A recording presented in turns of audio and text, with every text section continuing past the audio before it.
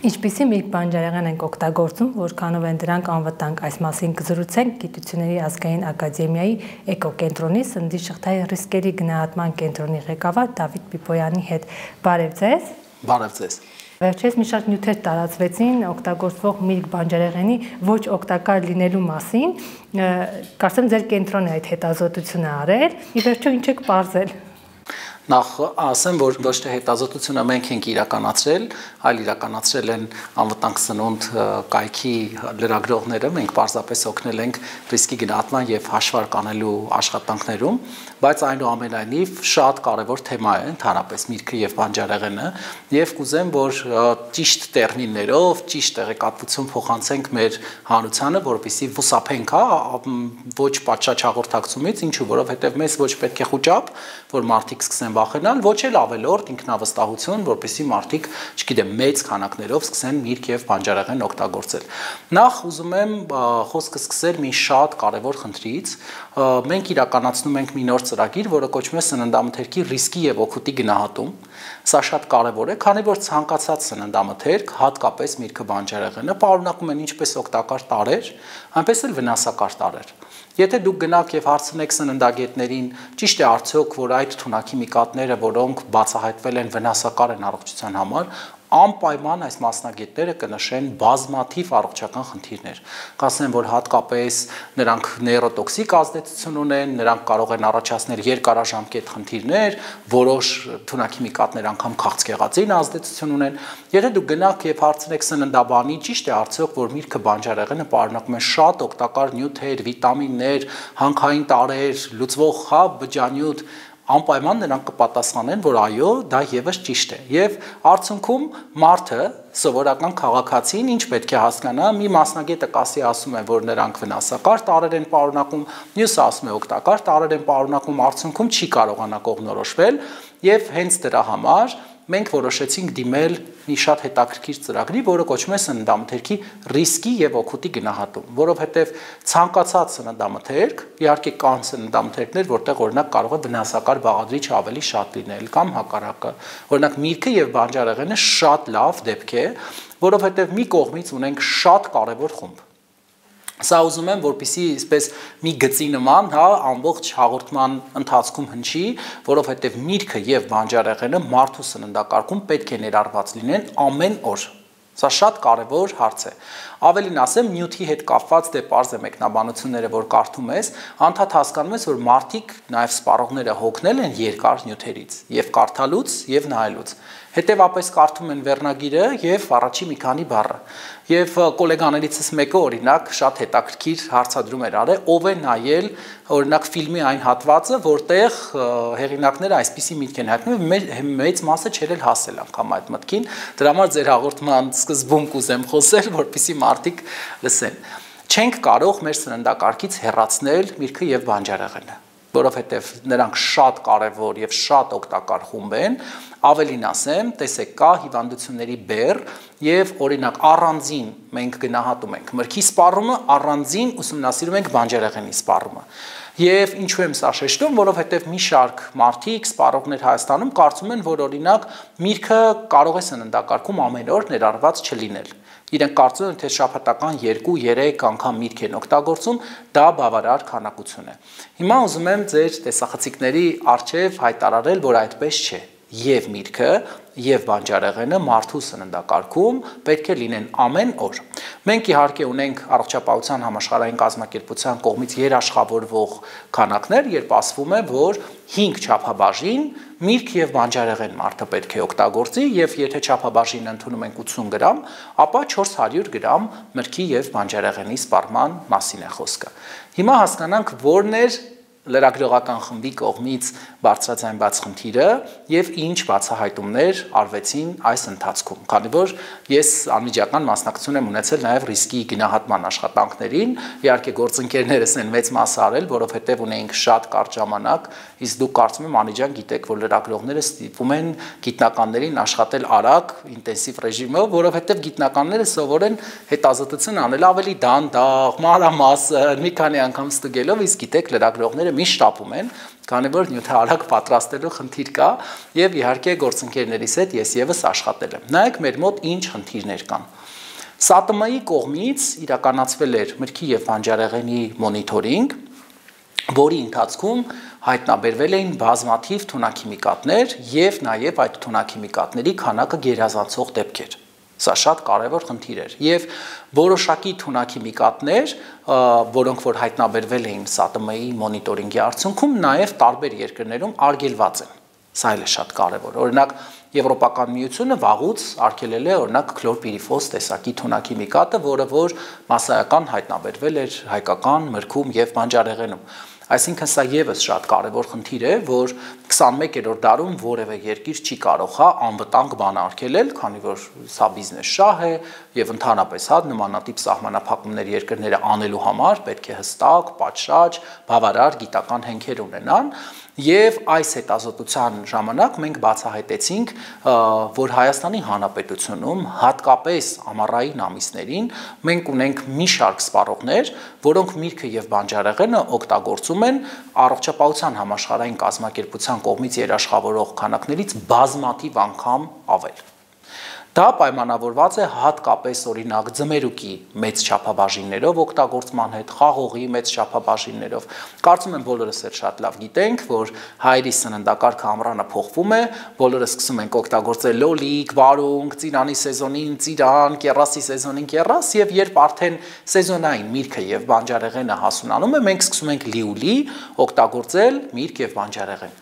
Արդյոք դա լավ է, հիմա նորից եմ հայտարարում, այո, միրգը եւ բանջարեղեն օգտագործելը շատ լավ է, բայց այդ միրգը եւ բանջարեղենը պետք է լինի պատշաճ վերահսկված, որպեսզի թունաքիմիկատների քանակությունները չկարողանան առաջացնել հանրային առողջապահական խնդիրներ։ Այսինքն ոչ թե միրգն ու բանջարեղենն է վատը, ոչ, միրգը եւ բանջարեղենը շատ օգտակար են, պարունակում են մեր օրգանիզմի համար բազմաթիվ օգտակար նյութեր, վիտամիններ, բջջանյութ, որոնք նաեւ ապացուցված է, որ բազմաթիվ հիվանդությունների կանխարգելման գործընթացում, այդ թվում սիրտ-անոթային համակարգի հիվանդությունների կանխարգելման գործընթացում ունեն կարևոր դեր եւ նշանակություն, հետեւապես մենք պետք է գնահատենք բոլոր ռիսկերը, որպեսզի մարդկանց կարողանանք ճիշտ հաղորդագրություն փոխանցել, իհարկե ոչ միայն սպառողներին, այլ նաև պատկան մարմիններին, եւ այս հետազոտությունը ուներ 3 կարևոր առանձնահատկություն։ Առանձնահատկություն համար 1-ը դա սպառողներին ուղղող մեսիջն է, հաղորդագրությունը, որը որ պետք է տանք,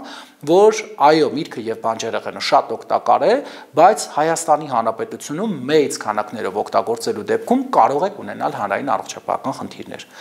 Բայց այստեղ եւս ունենք շատ կարևոր առանձնահատկություն, որ նկատել էինք հետազոտության ժամանակ, որ մեծ չափաբաժիններով հայերը օգտագործում են, օրինակ ձմերուկը, օրինակ խաղողը, մնացած մրգերի եւ բանջարեղենի սպառման հաճախականության եւ չափաքանակների հետ կապված այդքան խնդիրներ մենք չունենք։ Դուք էլ շատ լավ գիտեք, որ հայերը չեն սիրում մի դիլիմ ընդամենը ձմերուկ օգտագործել, սիրում են մի 3-4 հոգով կամ 5 հոգով մի մեծ ձմերուկը կտրել եւ բոլորով ուտել այդ ձմերուկը։ Կարելի է դա անել թե ոչ, նորից եմ կրկնում, ամենակարևոր հանգամանքը նախ շատ մեծ քանակներով ընդհանրապես մենք չենք խորհուրդ տալիս մթերք օգտագործել, որովհետև մարդը պետք է ունենա բազմազան եւ բազմազանեցված սննդակարգ, որպեսզի նախ սննդի բոլոր խմբերին ունենա հասանելիություն եւ միրգը եւ բանջարեղենը լինելով շատ օգտակար, դարձյալ մարդկանց խորհուրդ ենք տալիս եւ երաշխավորում ենք օգտագործել բավարար քանակներով, բայց այնուամենայնիվ հատկապես Հայաստանում, երբ մրգի եւ բանջարեղենի պետական վերահսկողությունը շատ ցածր մակարդակի վրա է, ոչ մի մթերք անկախ նրանից միրգ է, բանջարեղեն է, մեծ քանակներով չօգտագործել։ Ես դες կարող եմ տարօրինակ թվեր ասել, օրինակ մենք մարդիկ ունենք ամռանը մոտ 2-3 ամիս ամեն օր օգտագործում են 1 կիլոգրամ ձմերուկ, ամեն օր։ Դա ընդամենը, ճիշտ ասած ինձ վերջերս նկատողություն էին արել դիլին բառը օգտագործելու համար, բայց մենք հիմնականում մեր հարցումները անում ենք մարդկանց ծանոթ բառերով, գրել էին, որ օգտագործի շերտ բառը, չեմ կարծում, որ շերտ բառը շատերին ծանոթ կլինի, բայց գրել էին, որ թուրքական ծագման բառ է եւ խորհուրդ էին տվել ինձ չօգտագործել այդ բառը, ես էլ օգտվում եմ առիթից, ձեր եթերում օգտագործում եմ շերտ բառը, բայց ամեն դեպքում աշխատենք բոլորս պահպանել չափաքանակները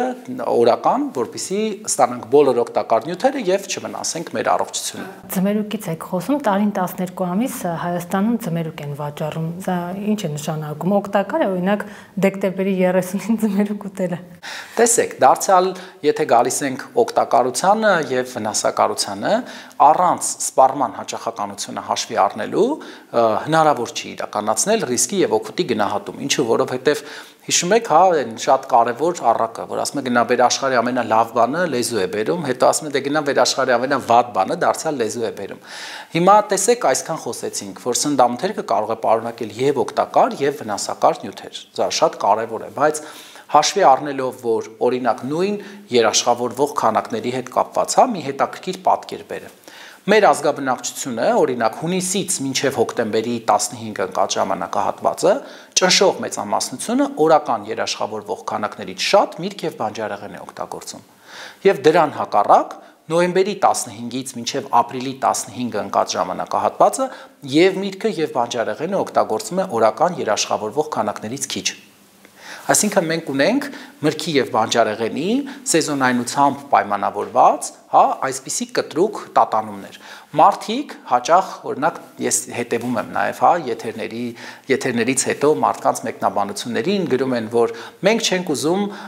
ջերմոցային, օրինակ, բույսեր օգտագործել, բայց հարգելիներս հավատացեք ինձ, նախ եթե անդրադառնանք մրգերին, ապա բոլորս շատ լավ գիտենք, որ բոլորի սեղաններին ձմռանը բնականաբար գերակշռում են ցիտրուսային մրգերը։ Եթե ամռանը մենք օգտագործում ենք ծիրան, օգտագործում ենք կեռաս, դեղց, խաղող, ապա ձմռանը բնականաբար անգամ մեր սեղաններին, հա, լինում է խնձոր, բանան, հիմնականում թուրինջ կամ նարինջ եւ կիվի։ Եթե նռի եւ հա այդ սեզոնն է, եթե արդեն կա, դեռ նոր, հա, շուկայում հայտնվում են առաջին նուռը նորմալ գներով, բնականաբար ամռանը, չգիտեմ, աստղաբաշխական գներով եւս կար։ Սրանք շատ կարևոր են, որովհետեւ մենք նույն բանջարեղենի հետ կապված, երբ ասում են շատ թանկ է, միշտ չէ որ մենք ստիպված պետք է գնենք թանկը, չէ որ ձմռանը եւս կա կաղամբ, կա գազար։ Այսինքն երբ ասում ենք մարդկանց, որ կարևոր է միրգը, բանջարեղենը պահպանել եւ մի օրինակ բերեմ, բնական է գիտեք, հա, մանկապարտեզները օրինակ պահանջ ունեն միրգ եւ բանջարեղեն երեխաներին տալու։ Ոչ մի մանկապարտեզ այդքան մեծ ֆինանսական ռեսուրսներ չունի բնական է, որ, չգիտեմ, լոլիկ տա երեխաներին կամ չգիտեմ, թանկ բանջարեղեն տա, բնական է մանկապարտեզները եւս, չգիտեմ, կանաչեղեն են օգտագործում, բազուկ են օգտագործում, կաղամբ են օգտագործում, հետեւապես շատ կարևոր է լինել իրազեկված եւ հասկանալ, որ եթե մենք ձմռանը եւ ամռանը համաչափ պահպանում ենք մրգի եւ բանջարեղենի սպառումը, օգտվում ենք օգուտներից եւ հնարավորինս նվազեցնում ենք ռիսկերը, որովհետեւ ձեր կողմից նշված այդ սեզոնից դուրս ներկրվող ապրանքները շատ թանկ են։ Վնասակարության առումով տեսեք, մենք լաբորատոր փորձաքննության ենք ենթարկել նաեւ ներկրվող միրգը եւ բանջարեղենը եւ ի զարմանս ինձ, դա իհարկե ես շատ մեծ ցավով եմ ասում, օրինակ ավելի շատ խախտումներ հայտնաբերել ենք օրինակ հենց մեր տեղական արտադրանքում, ես հիմնականում դրա համար աշխատում եմ չբարձրաձայնել այս խնդիրը, որովհետև տարբեր արտադրողներ, բնական է հատկապես այն արտադրողները, որոնք խոշոր են, արտահանման նախադրյալներ ունեն, հա, եւ նաեւ այլ խնդիր կա, որ ներկրվող ապրանքը այնուամենայնիվ ավելի շատ է լաբորատոր փորձաքննության ենթարկվում, որ իսկ տեղական ապրանքը գիտեք, շատ հաճախ նաեւ շուկայահանվում է առանց որևէ լաբորատոր փորձաքննության, ասել որ խնդիրներ չկան սուտ է, բայց նորից եմ կրկնում, մենք ունենք խնդիրներ նաև մեր տեղական շուկայում, ավելին մենք մեր տեղական ավելի մեծ քանակներով ենք օգտագործում, հետևաբար ռիսկերը ավելի բարձր են, իսկ մեր հարցվողները, մեր հետազոտության մասնակիցները միշտ նշում են, որ ոչ սեզոնին բնականաբար եւ միրգը եւ բանջարեղենը իրենք շատ ավելի պակաս հաճախականությամբ են օգտագործում։ Հիմա ենթադրենք ձմերուկ է, որի 1 կիլոգրամը վաճառվում է 500 դրամ կամ չգիտեմ 450 դրամ, բնականաբար ոչ մեկ ամառվա 120 կամ 150 դրամի նման չի կարող գնալ եւ իրեն թույլ տալ հա մեծ քանակներով ձմերուկ օգտագործել եւ հատկապես նորից եմ ասում մրգերի եւ բանջարեղենի առումով մենք արդեն նշեցի որ կարևոր խնդիր ունենք ձմռանը նորմայից պակաս ենք օգտագործում ամռանը նորմայից ավել արդյունքում Ձմռանը օգտակարը նորմայից քիչ ենք ստանում, ամռանը վնասակարը նորմայից շատ ենք ստանում։ Դրա համար կա լուծում, եւ այդ լուծումը ձմռանը ավելացնել մրգի եւ բանջարեղենի քանակը, իսկ ամռանը օգտագործել երաշխավորվող քանակներին համապատասխան։ Որ շրջանի գյուղատնտեսներն ավելի շատ խախտումներ կատարում, այսինքն որտեղի միրգն ու բանջարեղենն ավելի շատ վտանգավոր եւ թունաքիմիկատներ պարունակող։ Տեսեք, այս առումով պետք է ասեմ, որ հետազոտությունը, որ իրականացվել է, շատ լայնամասշտաբ էր եւ բոլոր մարզերը ընդգրկված էր, բայց մենք ունենք առանձնահատկություն, կարծում եմ դուք էլ շատ լավ գիտեք, որ մեզ մոտ Հայաստանում հիմնական գյուղատնտեսական արտադրանքի մրգի եւ բանջարեղենի արտադրության վայրը Արարատյան դաշտն է։ Սա շատ կարևոր հանգամանք է, այսինքն օրինակ Արարատի եւ Արմավիրի մարզը շատ մեծ մասնաբաժին ունի եւ բնական է, որ մոնիտորինգի ընթացքում եւս նմուշների մեծ մասը վերցվում է Արարատի եւ Արմավիրի մարզից, որովհետեւ Լոլիկի, Վարունգի,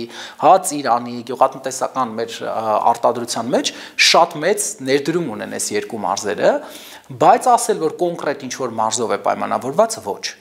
Դա պայմանավորված է ֆերմերների իրազեկման մակարդակով, թունաքիմիկատների ոլորտի վերահսկումով։ Հիմա տարական բան ասեմ, բոլորս էլ Հայաստանում ենք ապրում, բոլորս էլ շատ լավ գիտենք ինչպես է այս խնդիրները կարգավորվում։ Իդեպ ասեմ, ես երբեք Հռոմի պապից կաթոլիկ չեմ փորձել Երևան, մի տարի մտնում եմ մեր տուն եւ տեսնում եմ, որ մեր տանը դրված է քլորպիրիֆոս թունաքիմիկատ։ Բնական է միանգամից հայրիկից ասում եմ ինչի՞ էս քլորպիրիֆոս թունաքիմիկատը միթե դու իմ հաղորդումները չես նայում, ես ամեն օր բարձրաձայնում եմ այդ վտանգների մասին եւ բնականաբար հայրս լինելով Հայաստանում մշակույթին սովոր մարդ, ինչի եմ դա ասում, որովհետեւ Հայաստանում ինչպես են որոշում ծառը ինչպես սրսկել։ Մի տերև են պոկում, տանում են թունաքիմիկատի խանութ, ասում են հələ նայի էս, չգիտեմ, ոչիլի համար կամ էս միջատի համար կամ էս վնասատուի համար ինչ թունաքիմիկատ կտաս, խանութում ինչ տալիս են, բերում են իրենք տնդ սրսկում են։ Այսինքն սա շատ կարևոր է, քանի որ մենք շատ հաճախ գյուղատնտեսությունը ոչ թե պրոֆեսիոնալ ձևով ենք իրականացնում, այլ հարևանի խորհրդով, թունաքիմիկատի խանութի աշխատակցի, խնդրով պայմանավորված։ Մի տարօրինակ բան պատմեմ, քանի որ գիտեմ, որ հյուրերից մեկը նաև ագրոնոմիական ֆակուլտետից է եղել, ես էլ շատ լավ թիմում ագրոնոմ ունեմ, ով իդեպ շատ ակտիվ իրականացրել է այս աշխատանքները եւ ակտիվ մասնակցում է, վերջերս իր հետ քննարկում էինք, օրինակ թունաքիմիկատների խնդիրը։ Այս տարի եւս դե բնական է իրականացրել ենք մոնիտորինգ եւ օրինակ նույն քլորպիրիֆոս թունաքիմիկատը, որը ուղարկել էինք լաբորատոր փորձաքննության, ամենաբարձր քանակություն եկել էր կանաչու մեջ։ Բնական է ինձ որպես գիտնական այս ոլորտի շատ հետաքրքիր էր, ինչու օրինակ հենց կանաչու մեջ ի վերջո մրգերի վնասատները ավելի շատ են, ինչի պետք է կանաչեղենի մեջ ավելի շատ թունաքիմիկատ հայտնաբերվի։ Եվ երբ գործընկերս ներկայացրեց, ասեց, գիտեք, շատ կարևոր խնդիր կա այդ վերջում թունաքիմիկատերի դույլերը ինչ մնում է, ծառերը սրսկելուց հետո, ասում են դե լավ, մի հատ է կանաչիների վրա պահենք, կամ չգիտեմ, ինչ որ դույլը այգում են բնականաբար լցնում։ Սա էլ է շատ կարևոր, որտեղ ես իսկույն միանգամից տեղափոխվեցի իմ մանկություն, երբ մենք էլ ծառերը սրսկում էինք եւ հիշեցի, որ մենք եւս այդ թունաքիմիկատների մնացորդները միշտ վերջում պահում էինք կանաչիների վրա։ Այսինքն շատ կարևոր է մեր ոլորտի ուսումնասիրությունները եւ հանրային իրազեկումը, որպեսզի մարդիկ եւս իրազեկվեն, հավատացեք, ես որպես հետազոտող գիտնական, ոչ թե որպես տեսաբան, ամեն տարի սովորում եմ մեր հետազոտություններից, մեր ազգային սովորույթները, թունաքիմիկատների կիրառությունը, ի վերջո երկար տարիներ աշխատելով այս ոլորտում, նաև գիտեք, ես հաճախ օրինակ ինչ եմ անում, իմ սոցիալական ցանցի էջերում եւս նշում եմ, որ ես ձեզնից սովորում եմ շատ բան, նաև սնման սովորույթների հետ կապված, եւ մարդկանց կարծիքն եմ հարցնում, թե օրինակ ինչի՞ այս մթերքը չեն օգտագործում։ Սա շատ կարևոր է, օրինակ ես եթե մենք հետազոտություն չանեինք, ես չէի կարող իմանալ, որ օրինակ Հայաստանում մարդիկ շատ քիչ են օգտագործում գառի միս, չեն սիրում։ Եվ սպառողների մեծ մասը նշում է, որ չեմ մարսում կամ չեմ սիրում, ես հասկանում եք այն ամենը, ինչ որ ես սիրում եմ, ինձ թվում է, թե բոլորը պետք է սիրեն, բոլորը օգտագործեն կամ զուգ չեն օգտագործում, որտեվ համ են առնում։ Կաթ չեն օգտագործում, որտեվ չեն սիրում կամ չեն մարսում։ Այսինքն ես միշտ ամեն տարի հետազոտություններից հետո նստում եմ, ինչպես դուք կկարդայիք մեր հաշվետվությունները, հավատացեք, ես էլ ձեր նման կարդում եմ, որպեսզի հասկանամ մարդկանց սնման սովորույթները, նախասիրությունները, պատճառները, որտեղ պատճառները եւս տարբեր կարող են լինել եւ օգտագործելու եւ չօգտագործելու եւ օրինակ բազմաթիվ սնման սովորույթներ կան, որը որ մենք օրինակ վերջին տարիներին հատկապես նկատում ենք, որ օրինակ մեր սերնդի մեջ բացարձակապես տարածված չի եղել, բայց արդեն ժամանակակից երիտասարդների մոտ շատ տարածված է, օրինակ նույն, չգիտեմ, այդ էներգետիկ ըմպելիքները։ Ամեն ժամանակ նախ էներգետիկ ըմպելիքները ինքան թանկ էր,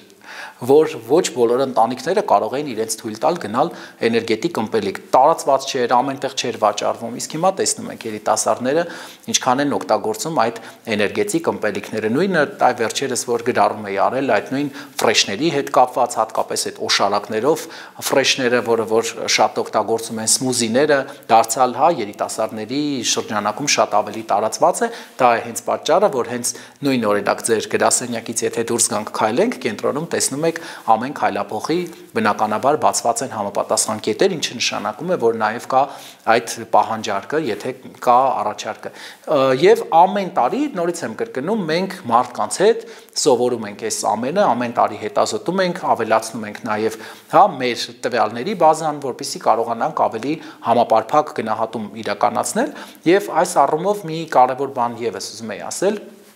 Տեսեք, օրինակ առողջապահության համաշխարհային կազմակերպությունը Հայաստանի մրգի եւ բանջարեղենի սպառման հետ կապված մի հետազոտություն ունի, որը ի դեպ նաեւ հրապարակած է, երբ գնացել էի նախարարություն քննարկման, ասեցի ձեր հետազոտությունը միանշանակ կարող եմ ասել, որ այսինչ ժամանակահատվածից այսինչ ժամանակահատվածում է իրականացվել, բոլորը զարմացան։ Ասում են, ինչից իմացար։ Ասում, որովհետև մենք քանի որ տարին 12 ամիս ենք ուսումնասիրում մեր հայերի սննդակարգը, ես արդեն անգիր գիտեմ, որ սեզոնին մեր մոտ ինչպես է փոխվում։ Անգամ գիտեմ, որ օրինակ հայերը նախընտրելի գին ունեն ամեն ապրանքի համար։ Օրինակ ձմերուկը ամեն տարի սպասում են, որ գինը 200 դրամից էժանանա, նոր սկսում են ձմերուկը առնել։ Այսինքն նաև, չգիտեմ, սովորույթի ուժով, իհարկե բոլորը շեշտում են, որ պայմանավորված է, որ սեզոնին են սիրում ուտել, բայց դա բացարձակապես այդպես չէ, դա եւս փաստում են մեր հետազոտությունները, որովհետեւ եթե օրինակ տարի է եղել, երբ ներկրված լոլիկ է օրինակ ձմեռային ամիսներին ներկրվել եւ մարդիկ լիուլի առել են։ Լիուլի։ Այ հիմա օրինակ տեսնում եք, լոլիկի գինը այ վերջին օրերին բավականին բարձրացել է, բավականին եւ միանգամից ես տարի եղել, երբ օրինակ 500 դրամով ձմռանը ներկրված լոլիկ է վաճառվել եւ նկատել ենք, որ միանգամից այդ տարի լոլիկի սպառումը ավելացավ։ Նշանակում է, երբ էժան, լոլիկ է արկա, օրինակ ձմեռային ամիսներին, միանգամից սպառումը ավելանում է։ Այսինքն այնպես չէ, որ միայն պայմանավորված է, որ մարդիկ ապրանքը օգտագործում են սեզոնին, ոչ, մեր հետազոտությունները ավելի իրական պատկեր են ցույց տալիս։ Էներգետիկ ըմպելիքները հասկացանք, որ վնաս են, գիտենք ավելի կոնկրետ, իսկ մրգային ֆրեշները եւս վնաս են։ Տեսեք, մրգային ֆրեշների հետ կապված, քանի որ թեման այնուամենայնիվ միրգը եւ բանջարեղենն է, տեսեք, այն բոլոր օգտակար նյութերի մասին, որից որ մենք խոսում էինք, եւ հստակ առանձնացրինք, որ միրգը եւ բանջարեղենը մարդու սննդակարգում պետք է լինեն ամեն օր։ Մարդիկ կան, որոնց թվում է, որ եթե իրենք օգտագործում են սմուզիներ կամ օգտագործում են ֆրեշներ, դա փոխարինում է մրգերին։ Դա բացարձակապես այդպես չէ։ Նախ մեկ, որովհետև միրգը երբ մենք օգտագործում ենք, տեսեք, հատկապես եթե խոսում ենք բանջարեղենից, մենք ասում ենք, որ բանջարեղենը նաև մարդը պետք է օգտագործի հում, սա էլ է շատ կարևոր, այսինքն միայն եփված բանջարեղենի մասին չի խոսքը։ Ազատ շաքարների պարունակության առումով, երբ մենք օգտագործում ենք միրգ, այդ միրգը պարունակում է նաև բջջանք կամ բջջանյութ։ Եվ ձեր օրգանիզմը ստանում է այդ բջջանքը, սկսում է մարսողության process-ը եւ շատ կարեւոր նյութ եք դուք ստանում, բջջանքը եւ հետո դա մարսելուց հետո նոր սկսում եք յուրացնել շաքարը։ Իսկ այս ֆրեշները եւ սմուզիները հատկապես շուկաներում արկան, երկու տարատեսակ կա, իդեպ որքան օշարակի քանակը շատ է, այնքան էժան է։ Դե օշարակները շաքարի բարձր պարունակություն ունեն եւ ինչքան էժան մարդիկ բնականաբար այդ քաղցրացնող ազատ շաքարներ պարունակող օշարակներն են օգտագործում եւ արդյունքում ունենում ենք բավականին մեծ քանակությամբ շաքար, ինչու որովհետեւ չափաբաժինները մեծ են, դեպք կա օրինակ երբ պարունակում է 11 գրամ շաքար, դեպք ենք ունեցել մինչեւ 14-15 գրամ 100 գրամի համար։ Պատկերացրեք, եթե մարդը օգտագործում է 300 գրամ կամ 400 գրամ տարայով, բնական է արդեն շատ մեծ քանակությամբ շաքար է ստանում։ Դրա համար միշտ բոլորին նորից խորհուրդ ենք տալիս ամեն ինչ օգտագործել չափավոր, իսկ միրգը եւ բանջարեղենը պահել սննդակարգում ամեն օր։ Ֆրեշները, չրերը, մրգերին չեն փոխարինում։ Սա շատ կարևոր է, որովհետեւ եթե տեսակ իմ մեկնաբանության տակ եւս մարդիկ գրել են, որ միրգը օգտագործում են ֆրեշների տեսքով։ Ֆրեշը մրգի սպառմանը չի փոխարինում եւ միրգը բնականաբար շատ ավելի օգտակար է, քան ֆրեշը։ Ասում եք ամեն օր միրգ բանջարեղեն օգտագործեն, բայց վերջերս քանի որ վախեցրել եք մարդկանց, երևի կխուսափեն շատ օգտագործել, բայց իրական թունաքիմիկատների քանակը եթե այդքան շատ է, ինչ վնասներ կարող է հասցնել մարդուն։ Տեսեք, շատ կարևոր հարց եք բարձրաձայնում, բայց հստակ հաղորդման մեջ եւս նշել էինք, որ ռիսկեր առողջական առկա են միայն այն մարդկանց մոտ, որոնք մեծ քանակությամբ միրգ եւ բանջարեղեն են օգտագործում։ Սա էլ է շատ կարևոր գիտական արդյունք։ Այսինքն մեր հետազոտությունները փաստում էին, որ այն մարդիկ, որոնք օգտագործում են չափավոր, բավարար քանակությամբ միրգ եւ բանջարեղեն, այո, այդ թունաքիմիկատը կա, բայց այդ թունաքիմիկատի քանակությունը, որը ներթափանցում է քո օրգանիզմ, ռիսկեր չի կարող առաջացնել։ Սա էլ է շատ կարևոր, որովհետև մենք օրինակ հաշվարկ իրականացրինք, արդյոք եթե Հայաստանի Հանրապետությունում ապրում է մարդը եւ բավարար քանակությամբ միրգ եւ բանջարեղեն է օգտագործում, իր մոտ առողջական խնդիրներ կլինեն եւ բացահայտեցինք, որ ոչ, չի առողջական խնդիրներ չեն առաջանում եւ հետազոտության մեջ հստակ տրված էր 20%-ի մոտ էինք մենք հայտնաբերել ռիսկեր։ Ավելին մենք եթերում անգամ այդ բառը ռիսկ չենք օգտագործել, որտեղ թունաքիմիկատների համար օգտագործում է մտահոգության շեմ։ Սա էլ է շատ կարևոր, այսինքն կան միջազգային ուղեցույցներ, որոնք ասում են, որ եթե օրինակ մարդը այսքան քանակությամբ թունաքիմիկատ է ստանում, արդեն մտահոգության շեմ է։ Մենք հենց այդ բառն էլ օգտագործել ենք, դրանք այն մարդիկ էին, որոնք օրական 1 կիլոգրամից ավել օգտագործում էին միրգ եւ բանջարեղեն։ Հատկապես տեսեք, մենք երբ դասակարգում ենք միրգը եւ բանջարեղենը, սա էլ է շատ կարևոր, մենք պարտավոր ենք առաջնորդվել միջազգային ուղեցույցներով։ Իսկ միջազգային ուղեցույցներով ձմերուկը համարվում է միրգ։ Սա էլ է կարևոր, այսինքն մարդիկ, հա, միշտ ասում են դե ձմերուկը բանջարեղեն է, ավելին մեր սպառման հետազոտությունների մեջ չի ներառվում կարտոֆիլը։ Մենք կարտոֆիլը որպես բանջարեղեն չենք ուսումնասիրում, մենք ուսումնասիրում ենք որպես պալար, քանի որ կարտոֆիլը ավելի շատ օսլա է պարունակում, իսկ մենք բանջարեղենը ես իմ խոսքում եւս նշեցի, որ վիտամիններ է պարունակում, այսինքն մենք տարանջատված սննդագիտական հետազոտությունները մենք իր սննդային խմբերով ենք իրականացնում, սա էլ է շատ կարևոր, որովհետեւ մարդիկ կան, որ ասում են, հա, ես իմ բանջարեղենի նորման ստանում եմ եւ երբ հարցնում ենք օրինակ որ մթերքով է ստանում, նշում ենք կարտոֆիլը։ Կարտոֆիլը մենք չենք դասակարգում այդ թարմ մրգի եւ բանջարեղենի մեջ, հատկապես գիտեք, որ մենք հայերս կարտոֆիլը եփած ենք օգտագործում, սա էլ է շատ կարևոր, իսկ ես արդեն մեկ անգամ շեշտեցի, որ մենք ամեն օր պետք է օգտագործենք նաեւ թարմ բանջարեղեն, այսինքն թարմ կանաչի, թարմ վարունգ, թարմ կաղամբ, որ նշեցի, այսինքն ոչ ջերմային մշակված, ոչ եփված բանջարեղեն։ Սրանք շատ կարևոր հետազոտություններ են, որովհետև ինչպես արդեն շեշտեցի, հատկապես նկատեցինք, որ ռիսկերը առկա են շատ խաղող օգտագործողների մոտ, որտեղ չափաբաժինը մեծ է, շատ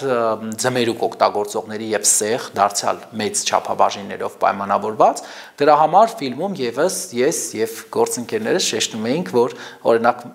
մեր մոտ այս հետազոտություններից հետո էականորեն կրճատվեց ձմերուկի սպառումը, որովհետև դե պարզ է հետազոտությունը անում ես, տեսնում ես, որ հիմնական ռիսկերը այդ մթերքի հետ է պայմանավորված, որը մենք բոլորը շատ լավ գիտենք, որ հայերս մեծ քանակներով ենք օգտագործում ձմերուկ, մեծ չափաբաժիններով, պես մեծ ձմերուկը կարող ենք հատկապես ամռանը, հա, կտրատել, դնել սեղանին եւ, չգիտեմ, եւ որպես դեսերտ, եւ որպես միրգ, եւ որպես, չգիտեմ, հովացնող մթերք, մենք տենց առանձնահատուկ բոլորը շատ սիրում ենք ձմերուկ, իհարկե ձմերուկը շատ օգտակար է, պարունակում է վիտամիններ, բայց չպետք է նաև մոռանալ, որ ձմերուկը պարունակում է նաև շաքար։ Սա էլ է շատ կարևոր, այսինքն երբ որ մենք մեծ քանակով սկսում ենք օգտագործել, նաև մենք բոլորը շատ լավ գիտենք, որ մարդու սննդակարգը պետք է բաղկացած լինի եւ սպիտակուցներից, եւ ճարպերից, եւ ածխաջրերից, սա էլ է շատ կարևոր։ Ինչու եմ ասում, որովհետեւ նայեք, երբ մենք մեկ մթերք կապ չունի ինչն է, օրինակ մարդկա գիտեք, շատ հաց է օգտագործում, մարդկա շատ լավաշ է օգտագործում,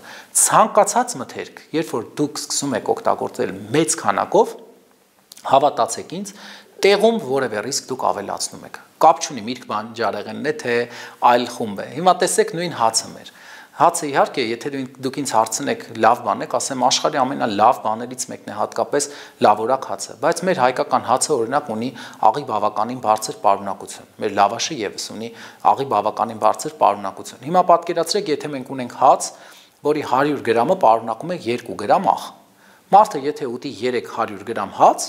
կստանա 6 գրամ աղ, իսկ մարդու օրական թույլատրելի շեմը աղի 5 գրամն է։ Այսինքն 300 գրամ հացով միայն աղի իշխեմը ինքը կգերազանցի։ Մեր բոլոր հետազոտությունները, բոլոր, անկախ նրանից, չգիտեմ, հակաբիոտիկի պարունակությունն ենք նայել։ Օրինակ նայել ենք հավի մեջ հակաբիոտիկ։ Մտահոգություն եղել է միայն այն խմբում, որ ամեն օր մեծ քանակությամբ հավի կրծքամիս է օգտագործում, գիտեք, այն սպորտսմենները, չգիտեմ, մարզասրահ այցելողները։ Մենք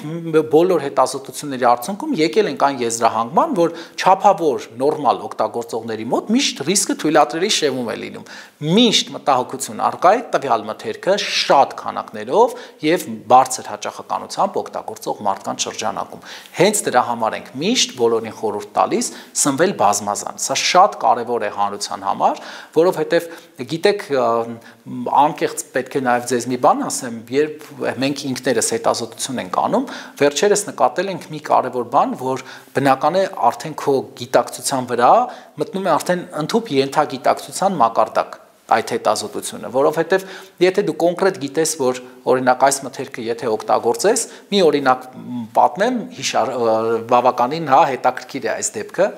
երբ օրինակ պետական վերահսկողություն էր իրականացվել եւ ձկան մեջ հայտնաբերվել էր մալախիտ կանաչ։ Մալախիտ կանաչը ներկանյութ է, որ օգտագործվում է մակաբուծային հիվանդությունների դեմ պայքարում, եւ մենք դեռ ռիսկի գնահատում չէինք իրականացրել։ Ես բնական է հենց լսեցի, որ այդպիսի վնասակար նյութ է, բավականին երկար ժամանակ սկսել էի արհեստական լճակային տնտեսությունների մաչեցված զուգ չօգտագործել։ Հետո երբ այցելեցինք Իտալիա, առողջապահության ազգային ինստիտուտի գործընկերներին խնդրեցի, որ համատեղ ռիսկի գնահատում իրականացնենք, եւ այդ ռիսկի գնահատումը ցույց տվեց, որ Հայաստանում մենք այնքան քիչ ենք օգտագործում արհեստական այդ լճակային տնտեսությունները մաչեցված զուգը, որ այդ քանակները որևէ հանրային առողջապահական խնդիր չեն կարող առաջացնել, որովհետև դուք է շատ լավ գիտեք, որ հնարավոր չի մենք ամիսը 1-2 անգամից ավել այդ արհեստական լճակային տնտեսությունները ընդհանրապես հայերը շատ զուգ չեն օգտագործում, իսկ հատկապես այդ արհեստական լճակային տնտեսությունների զուգը մենք անգամ հոդված ունենք հրապարակած, գրել ենք բանկետային ուտելիք, որովհետև ավելի շատ գիտեք տոնակատարություններին է, չգիտեմ, ռեստորաններում, տաններ պիտի ինչ-որ առիթ ունենան, կարողություն ունենանք եւ այդ քանակներով սպառումը որևէ առողջական խնդիր չի կարող առաջացնել։ Ես այդ հետազոտությունից հետո նորից սկսեցի վերականգնել իմ ձկան սպառման սովորույթը, որովհետեւ շատ սիրում եմ ձուկ, ավելին մեր ձուկը շատ համեղ է, մեր խոհարարներն էլ շատ համեղ պատրաստում են, մեր հյուրերն էլ ամեն անգամ գալիս են, հիանում են այդ ձկան համով, դրա համար ես հիմա բոլոր հյուրերին խորհուրդ եմ տալիս մեր ձուկը օգտագործել առանց որևէ խնդիր եւ առանց որևէ սահմանափակման։ Տեղական միրգ բանջարեղենում ներկանյութ շատ են օգտագործում։ Մեր տեղական միրգ բանջարեղենում ներկանյութերի օգտագործման դեպք չի բացահայտվել, նաև պետական մոնիտորինգը, որ կիրառվում էր, իրականացվել է թունաքիմիկատների մասով։ Տեսեք, ներկանյութերը եւ այդ ներկանյութերի կիրառման դեպքերը հիմնականում, գիտեք, լինում են ներկրված ապրանքների վրա, երբ բավարար քանակությամբ դեռ հասունություն չի ունենում եւ օգտագործում են ապրանքային տեսք հաղորդելու նպատակով։ Փառք Աստծո, Հայաստանի Հանրապետության միրգը եւ բանջարեղենը շատ համեղ է, շատ գեղեցիկ ապրանքային տեսք ունի, մեր կեռասն է շատ գեղեցիկ, մեր ծիրանն է շատ գեղեցիկ, ընդհանրապես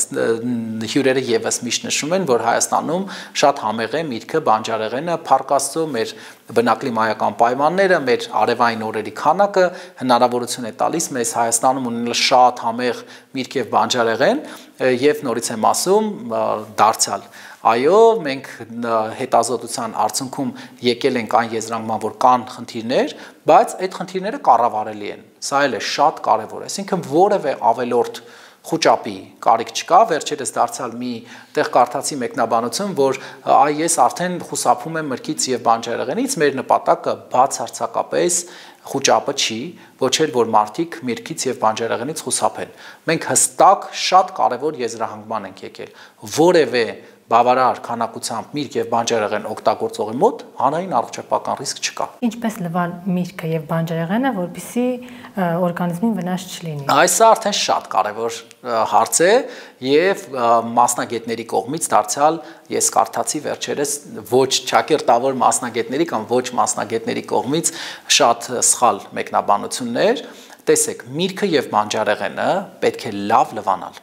եւ բնական է մենք գործ ունենք մրգի բանջարեղենի հետ, վնասատների, հողի, նաեւ թունաքիմիկատի, այսինքն մենք գործ ունենք խմբի հետ, որը անհրաժեշտ է լավ լվանալ, որպեսզի մենք մեր եւ մեր ընտանիքի անվտանգությունը ապահովենք։ Օճառով են լվանում։ Ես կարդացի մեկնաբանություն, որ ճիշտ է լվալ օճառով, հիմա հայտարարում եմ, որ օճառով լվանալուց դուք միայն ավելի վնասակար եք դարձնում,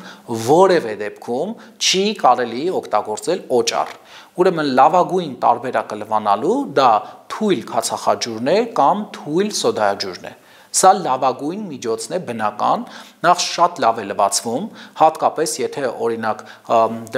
օգտագործելուց առաջ, դնում եք թույլ քացախաջրի մեջ, այնուհետև գոլ ջրի հոսող տակ լավ լվանում եք, դուք կտեսնեք, թե ինչքան հեշտ է լվանալ, սա էլ է շատ կարևոր հանգամանք, բայց վերջերս նաև մի գիտնականի կողմից հզորագույն բացահայտում կարդացի, որը գրել էր այդ նյութի հետ կապված, որևէ մտահոգվելու խնդիր չկա, որովհետև ջրի տակ պահելուց բոլոր թունաքիմիկատները դուրս են գալիս մրգից եւ բանջարեղենից։ Ես շատ ուրախ կլինեի, որ ծորակի ջրի տակ լվանալուց թունաքիմիկատները դուրս գային, հավատացեք, Հայաստանում ավելի ուրախ մարդ կան ես եմ չեր լինի, բայց ցավոք սրտի, հատկապես ներբույսային թունաքիմիկատները բնական է միայն արտաքին շերտում չեն, եւ սա շատ կարեւոր է։ Տեսեք, կան արդյոք տեխնոլոգիաներ կամ վերամշակման մեթոդներ, որոնք նվազեցնում են քանակը, այո։ Օրինակ, եթե գիտենք, որ կեղևի մեջ ավելի բարձր պարունակություն է, օրինակի համար, եթե դեղցը կլպում ենք կամ օրինակի համար խնձորը կլպում ենք, այո, բնականաբար պարունակությունները ավելի կպակասեն։ Հատկապես նեյրոտոքսիկ թունաքիմիկատները երեխաների համար վնասակար են, որովհետև երեխաների օրգանիզմում քաշը ավելի փոքր է եւ հատկապես հղիները եւ փոքր երեխաները ֆոսֆորօրգանական խմբի թունաքիմիկատների նկատմամբ ունեն զգայունություն եւ այս առումով շատ կարեւոր է, որ հատկապես երեխաների համար մենք լավ լվանանք, պատշաճ լվանանք, հնարավորության դեպքում նաեւ կլպենք, հետո նոր տանք երեխաներին եւ երկրորդ կարծում եմ բոլոր այն երեխաները, որոնք ունեցել են տատիկ-պապիկ, որոնց այգում եղել է ծառ, ես ճիշտ է ծնվել մեծացել եմ Երևանում, բայց մենք միշտ ունեցել ենք ծառ, հիմա եւս ունենք ծառ եւ շատ լավ հիշում եմ, որ տատիկս երբեք մեզ թույլ չէր տալիս ցոգոլ ուտել, երբ ծառերը սրսկված էր եւ ինչպես ասում է, հա, ժողովրդական խոսքը, գիտեք, ասում է պարավը գիտուն չի, բայց փորձ ունի, հետեւապես եթե տարիներ շարունակ մարդիկ իմացել են, որ սրսկած ծառը բնականա թունաքիմիկատով մշակված հատկապես երեխաներին չի կարելի տալ, որովհետև կարծում եմ բոլորը շատ լավ հիշում են, որ տատիկները ասում են աման կթունավորվես եւ երեխաները երբ որ չէին լսում շատ լավ հիշում են, որ անպայման թունավորվում էին, հատկապես եթե 1-2